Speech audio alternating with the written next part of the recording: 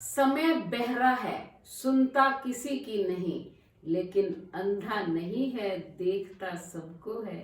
नमस्कार मेरे प्यारे प्यारे बच्चों, आप सबका हार्दिक हार्दिक स्वागत, अभिनंदन। बेटा, आज मैं स्वपच वाल्मीकि जी, जो कि भगवान के परम भक्त हुए हैं, उनकी कहानी सुनाने जा रही हूँ। वे अपनी भक्ति को कभी भी प्रकट नहीं करते थे, लेकिन भगवान के अनन्य भक्त थे। एक बार की बात है कि युधिष्ठिर ने यज्ञ किया, बहुत भारी यज्ञ का आयोजन किया था। उन्होंने सभी ऋषि मुनियों को यज्ञ में बुलाया और विधि विधान से यज्ञ को प्रारंभ किया। भगवान श्री कृष्ण ने वहां शंख की स्थापना की और कहा कि जब आपका यज्ञ निर्विघ्न संपन्न हो जाएगा तो ये शंख अपने आप बज जाएगा। अगर कोई यज्ञ में त्रुटि रह गई यानी कि कमी रह गई तो ये शंख नहीं बजेगा। अब जो है यज्ञ का कार्य पूर्ण हो गया, पूर्ण आहुति दे दी गई, सभी ब्राह्मणों को, ऋषि मुनियों को भोजन करा दिया गया, दक्षिणाएं भी दे दी गई, लेकिन वो शंख नहीं बजा।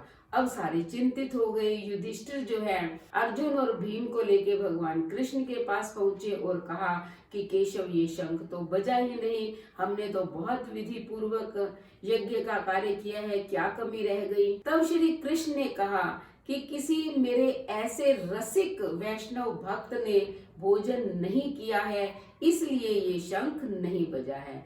तब युधिष्ठिर ने कहा कि ये इतने ऋषि मुनि ब्राह्मण हैं, क्या ये आपके भक्त नहीं है, क्या ये वैष्णव नहीं है? भगवान कृष्ण ने कहा कि हैं, लेकिन इनमें से कोई ऐसा नहीं है जिसे अपनी जाति, भक्ति या गुणों का अहंकार ना हो। तब युधिष्ठिर ने कहा तो ऐसा भक्त कहाँ मिलेगा? भगवान कृष्ण ने कहा कि तुम्हारे नगर में ही है, तुम्हारे पास रोज आता जाता भी है, लेकिन तुम्हें पता ही नहीं चलता है क्योंकि वो अपनी भक्ति दिखाता ही नहीं है। तब युधिष्ठिर ने कहा कि आप नाम बताओ। तब कृष्ण ने कहा कि उसका नाम है स्वपच वाल्मीकि। अब भीम और अर्जुन जो है वाल्मीकि जी के घर पहुंच गए, उनको साष्टांग प्रणाम किया, उनकी प्रदक्षिणाएं की, वो बड़े खुश हुए। लेकिन जब उन्होंने कहा कि आप हमारे घर जो है कल भोजन के लिए आ जाना, यानी कि निमंत्रण दिया, तो उन्होंने कहा कि नहीं, मैं तुम्हारे घर भोजन करने नहीं आऊंगा। तब वाल्मीकि जी ने जो है कहा कि मैं किसी के घर भोजन नहीं करने जाता हूँ। तब भीम और अर्जुन ने उन्हें समझाया कि हम जो है आपके परम भक्त हैं, अगर आप हमारे महल में आकर भोजन नहीं करेंगे तो हम अपने आप को भाग्यशाली नहीं समझेंगे, क्योंकि आप हमारे महल में पधारे, भोजन करें और हमें कृतार्थ करें। तब जब बहुत ज्यादा प्रार्थना की तो वाल्मीकि जी ने स्वीकार कर लिया। अर्जुन और भीम ने देखा कि उनका घर बहुत ही साफ सुथरा था और उपासना स्थल तो बहुत अच्छा बना हुआ था और वो भक्ति में ही लगे हुए थे। उन्होंने निमंत्रण दिया और अपने घर वापस आ गए।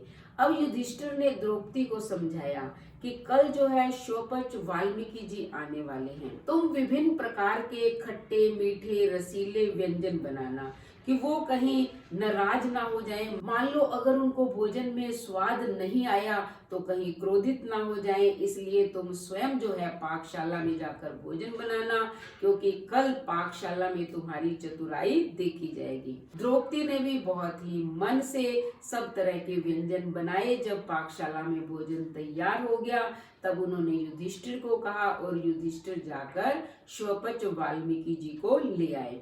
उन्होंने कहा कि आप जो है मुझे महल से बाहर ही भोजन दे दो, मैं तुम्हारे महल में नहीं आऊंगा। तब युधिष्ठिर ने कहा कि क्यों नहीं आएंगे, आप अंदर चल के भोजन करिए।